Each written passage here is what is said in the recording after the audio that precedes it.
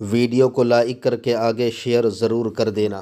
فرمان حق تعالیٰ کیا شکر کرم ترس سزا، یہ بھی نہیں وہ بھی نہیں، ڈر تھا کہ عیسیاں کی سزا اب ہوگی یا روز جزا، ڈر تھا کہ عیسیاں کی سزا اب ہوگی یا روز جزا، دی ان کی رحمت نے صدا، یہ بھی نہیں وہ بھی نہیں۔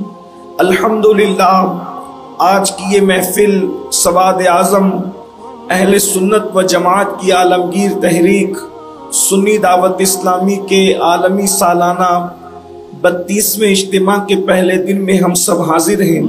اللہ تبارک و تعالی ہم سب کی حاضری کو قبولیت کا شرف عطا فرمائے اور ہم سب کو دونوں جہان میں سرخروئی نصیب فرمائے۔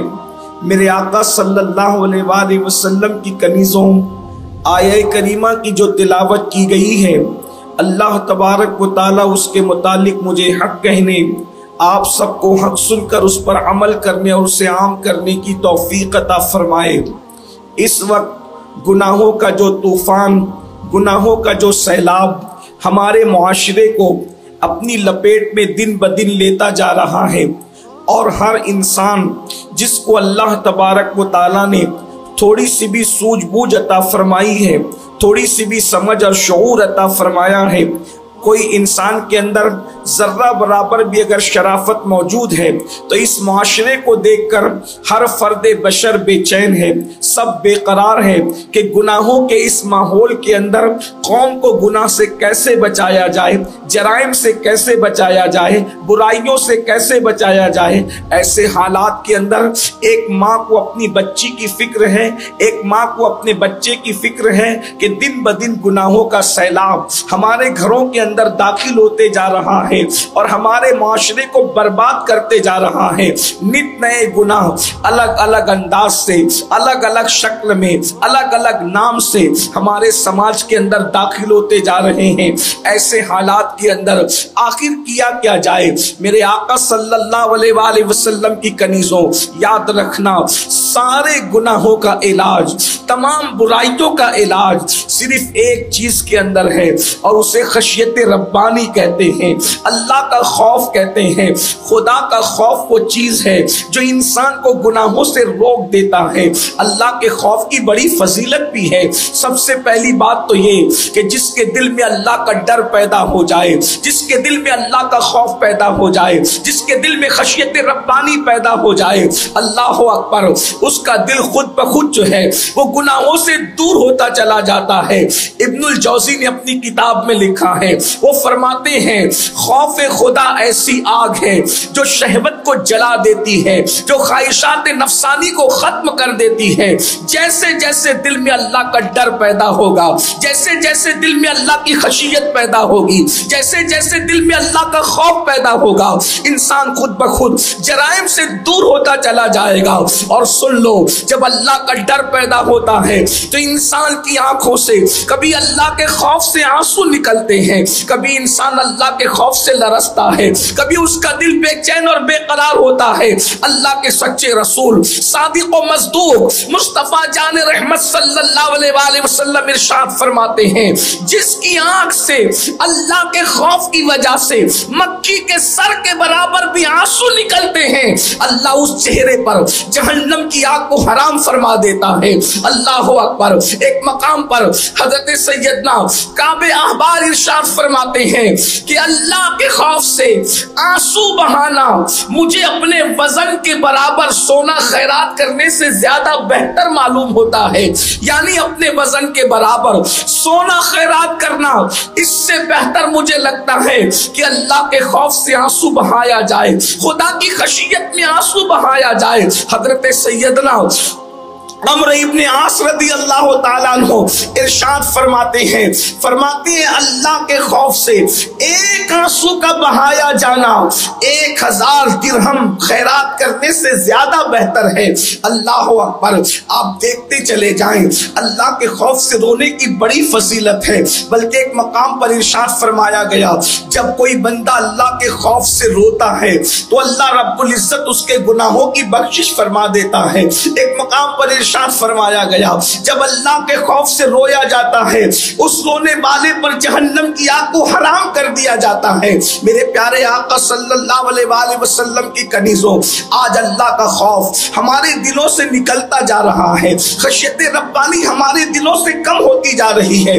آئیے میں پہلے آپ کے سامنے یہ بات رکھوں، ہم سب یہ چاہتے ہیں دلوں میں اللہ کا ڈر پیدا ہو، دلوں میں اللہ کا خوف پیدا ہو، دلوں میں اللہ کی خشیت پیدا ہو۔ ہاں انسان کی آنکھیں اسی لیے تو بہک رہی ہے، اللہ کا خوف دل سے نکلتا جا رہا ہے۔ انسان حرام اس لیے کھا رہا ہے، اللہ کا خوف اس کے دل سے نکلتا جا رہا ہے۔ آج حسن کی نمائش اس لیے ہو رہی ہے، اللہ کا خوف دل سے نکلتا جا رہا ہے۔ باریک اور پتلے لباس پہن کر اپنے جسم کے حسن کو جو ہے وہ ظاہر کیا جا رہا ہے تاکہ اللہ کا خوف دل سے نکل چکا ہے یا نکلتا جا رہا ہے۔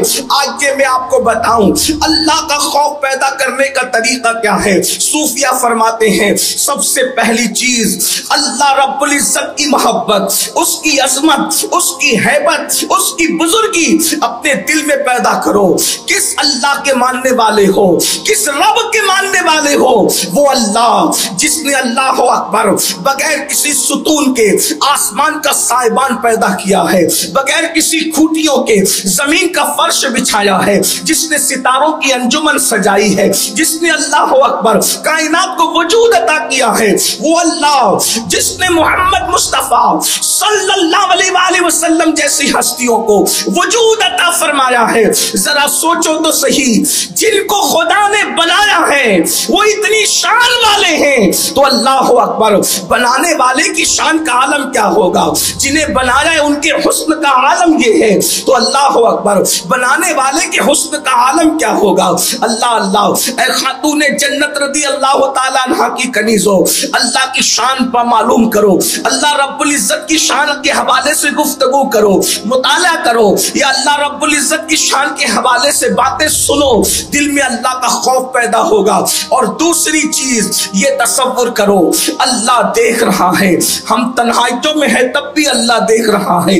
ان اللہ کان علیکم رقیبا، اللہ تم پر کڑی نگرانی کر رہا ہے۔ تنہائیوں میں گناہ کرنے والوں، کمروں میں چھپ کر گناہ کرنے والوں، غاروں میں چھپ کر گناہ کرنے والوں، سمندر کے کنارے گناہ کرنے والوں، یاد رکھو میرا رب ارشاد فرماتا ہے ہوا معکم اینما کنتم، تم جہاں کہیں ہو اللہ تمہارے ساتھ ہے۔ کتنا قریب ہے، نحن اقرب الیہ من حبل الورید، وہ تمہاری شہرت سے زیادہ قریب ہے۔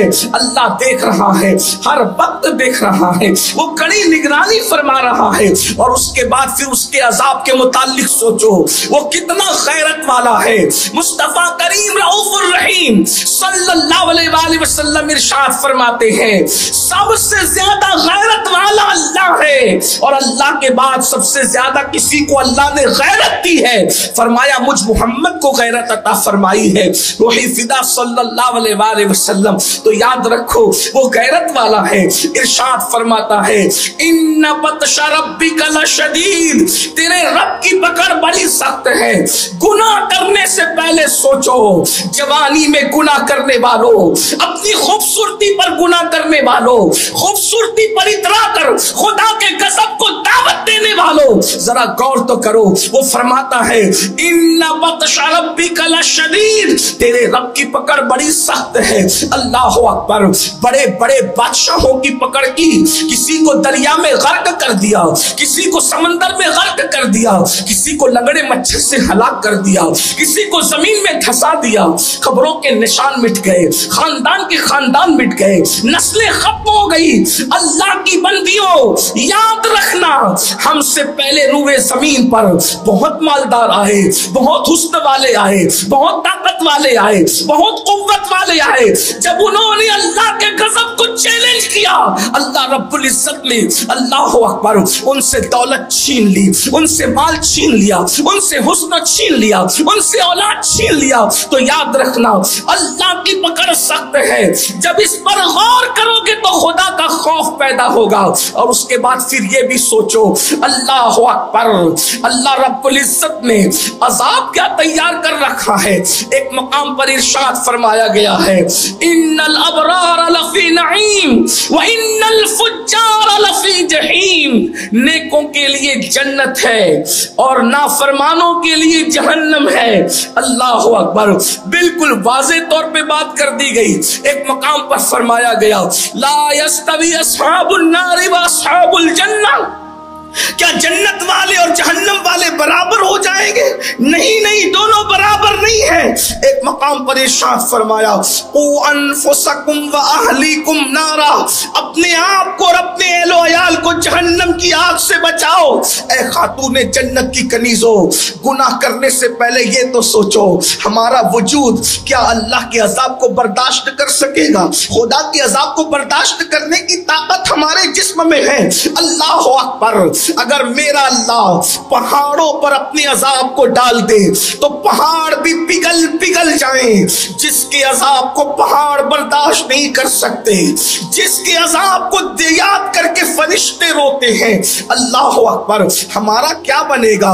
اللہ اللہ، گناہ کرنے والی خواتین، اللہ کی نافرمانی کرنے والی خواتین، سیریل میں اپنے وقت کو ضائع کرنے والی خواتین، بلکہ بعض مرتبہ تو یہ بھی ہوتا ہے قدم کہیں اور بہک رہے ہیں، قدم کہیں اور پھسل رہے ہیں، لباس اسلامی نہیں، سوچ اسلامی نہیں، فکر اسلامی نہیں، تہذیب اسلامی نہیں، کلچر اسلامی نہیں، دوسروں کے رنگ میں رنگ کر کے اپنے آپ کو برباد کیا۔ آؤ آؤ، اللہ کا عذاب، اللہ رب العزت کا خوف اگر دل میں پیدا کرنا ہے تو خدا کے عذاب پر بھی توجہ کرو۔ اللہ کے پیارے حبیب مصطفیٰ کریم رؤوف الرحیم صلی اللہ علیہ وآلہ وسلم ارشاد فرماتے ہیں، یہ کسی میرا قول نہیں، کسی مولوی صاحب کا قول نہیں، کسی سیاسی لیڈر کا قول نہیں، کسی وائس کی، اللہ اکبر، محض کسی وائس کی گفتگو نہیں، بلکہ یہ اس کا کہنا ہے جس کی زبان پر وحی الہی جاری ہوتی ہے، وہ جو اس کا کہنا ہے جس کے بارے میں کہا گیا وما ينطق عن الهوى ان هو الا وحی یوحى، وہ رسول فرماتے ہیں دل کے کانوں سے سن لو۔ سنی دعوت اسلامی کے اجتماع میں آنے والی میری بہنوں، خدا کے لیے اپنا خیال کر لو، ذرا تصور تو کر لو، اللہ کے سچے رسول صادق و مصدوق مصطفیٰ کریم رؤوف الرحیم صلی اللہ علیہ وآلہ وسلم ارشاد فرماتے ہیں اللہ نے 1000 سال تک کے جہنم کو بھڑکایا، اللہ رب العزت نے 1000 سال تک کے جہنم کی آگ کو دہکایا۔ آقا ارشاد فرماتے ہیں جہنم کی آگ سرخ ہو گئی۔ تھوڑی توجہ کریں، آگ سے متعلق عورتوں سے زیادہ کون سمجھ سکتا ہے؟ میری بہنوں، 5 منٹ کوئی اپنے چولہے پر محنت کرے تو اتنی آگ جل جاتی ہے کہ اس کے چٹکے کو ہم برداشت نہیں کر سکتے، اس کی چنگاریوں کو ہم برداشت نہیں کر سکتے۔ اپنے ہاتھوں کی جلائی ہوئی 5 منٹ پر میں جلائی ہوئی آگ پر جب ہم اب اس کی چنگاریوں کو، اس کی تکلیف کو، اس کے شعلوں کو برداشت نہیں کر سکتے، وہ قادر و قیوم، قادر و مقتدر، قہار و جبار نے 1000 سال تک کے جس آگ کو دہکایا ہوگا، اس آگ کی حرارت کا عالم کیا ہوگا، اس آگ کی تپش کا عالم کیا ہوگا۔ 1000 سال تک پر بات ختم نہیں ہوئی، پھر میرے کریم آقا صادق و مصدوق صلی اللہ علیہ وآلہ وسلم اپنی گفتگو کو جاری رکھتے ہوئے فرماتے ہیں 1000 سال تک کی آگ کو دہکایا گیا، آگ سرخ ہو گئی، اس کے بعد 1000 اور سال تک کے دہکایا گیا، فرمایا وہ آگ سفید ہو گئی، پھر فرمایا 1000 سال تک کے اور دہکایا گیا تو وہ آگ سیاہ ہو گئی۔ اس وقت جہنم کی آگ میں کوئی روشنی نہیں ہے۔